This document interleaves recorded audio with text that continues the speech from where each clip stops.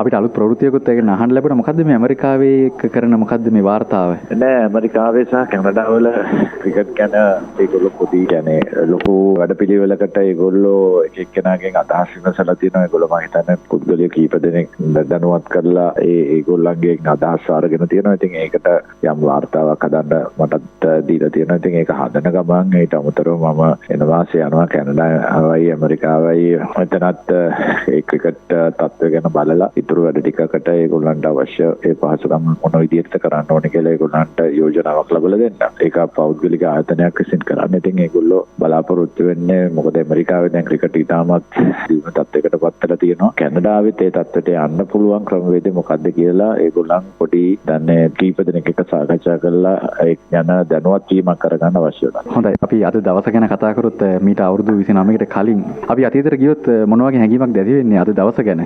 මට නම් හිතනවා ඉතින් අපේ කණ්ඩායම ඒක මම ජයග්‍රහණය කරපු දෙයක් නෙමෙයි. මගේ කණ්ඩායමක් හිටියා. ඒක පවුලක් වගේ අපිට තිබුණා ලොකු ඕනකමක් මේ රටේ යුද්ධකින් බැටකන මහජනතාව ඉන්න කාලෙක අපිට ඒ සියලු දෙනාගේම මූණට හිනාවක් ගේන්න පුළුවන්, සතුටක් ගේන්න පුළුවන් තරගාවලියකට අපි සහභාගී වුණා. ඒ වගේම මේ කැපවීම කරපු ක්‍රීඩකයෝ ඒ පවුල් වල අය විශාල කැපවීමක් අවුරුදු ගාණක් තිස්සේ සැලසුමක් අපිට දියත් කරන්න පුළුවන් වුණා ලෝක කුසලානේ. ඉතින් ඒ කාලේ අද වගේ නෙමෙයි අපි ක්‍රීඩා කරනකොට අපි ක්‍රීඩා කරේ අපිට තිබුණ ලොකුම ඕනකම තමයි රටට යම් ගෞරවයක් අරන් එන්න. ඒ වගේම ඒ දවස්වල හිටපු පරිපාලනය කරපු අයත් තාමත් මහන්සි වුණා අනුපුංචේව මහත්මයලා වගේ කට්ටිය.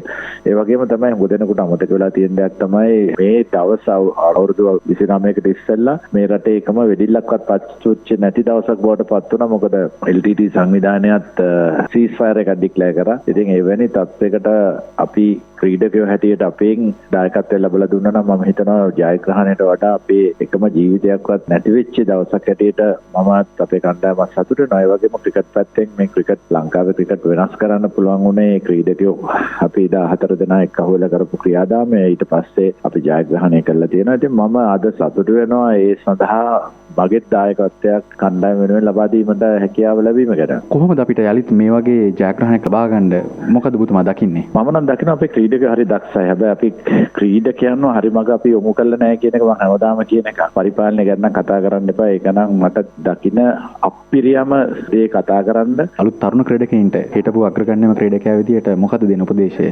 නෑ ක්‍රිකට් ක්‍රීඩකයෝ මම දැක්ක මම ටිකක් බලනවා ක්‍රිකට් සැරෙන් සැරේ මම දකිනවා ඒ ක්‍රීඩකයන්ගේ ලොකු දක්ෂතාවයල් තියෙනවා. ඒගොල්ලන්ගේ ආකල්ප ගැන මම තරම් පැහැදීමකට ලක් වෙන්නේ නැහැ. ඒ වගේම ඒගොල්ලන්ගේ කැපවීම ගැන මම සෑහීමකටපත් වෙන්නේ නැහැ. අපි අමතක කරන්න හොඳ නැති දෙයක් තමයි අපි ක්‍රීඩා පිටියට බහිනකොට අපි මිලියන 22ක් නියෝජනය කරනවා කියන එක අමතක කරන්න හොඳ නැහැ. හැබැයි තරුණ ක්‍රීඩකයෝ හැටියට ඒගොල්ලන් ඒ දක්ෂතාවය හරි මාර්ගයේ යොදවලා ඒක ඉස්සරහට ගෙනිච්චොත් මම හිතන්නේ හරි පරිපාලනයක හරි පුද්ගලයා මේක බාරගත්තොත් මේ ක්‍රිකට් ජයග්‍රහණය කරන්න එච්චරම අමාරු වෙන්නේ නැහැ. මම අදත් බයක් නැතුව කියන අද ඉන්න ක්‍රිකට් කණ්ඩායම අරවින්ද දෙසිල්ව පැත්තක තිබ්බොත් 96ක් මම කියන්නේ. එතකොට සනජ්ජා සූර්ය මුරලිදරන්ලා චමින්ද වාස්ල වගේ අය තරුණ ක්‍රීඩකයෝ.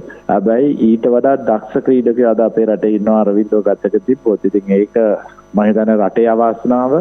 ඒ හොඳ ක්‍රීඩකයන්ව හරි පරිපාලනයක් නැතුව මේ වගේ අපි දකිනවා විනය අතින් පිරිහිලා තියෙනවා. හැමදාම බැලුවොත් සංචාරවල ගියාම වෙන දේවල් ඉතින් මේවා නවත්තන්න පුළුවන් වෙන්නේ හොඳ පරිපාලනයක් තිබුත්. හැබැයි මේ ක්‍රීඩකයෝ දක්ෂයි. අපි බලාපොරොත්තු වෙන කැපවීම ගොල්ලන්ගේ රටට නියෝජනය කරනකොට තියෙන කැපවීම සහ ඕනකම තව ටිකක් වැඩි කරගන්න ඒගොල්ලෝ හරි මාර්ගයේ සැලසුම් කරලා ගියොත් මේ ක්‍රීඩකයොත් එක්ක මේ වෙනේ ජයග්‍රහණය කරන එක තරම් ලොකු අමාරුවක් නැහැ කියන එකයි මට නම් හිතෙන්නේ.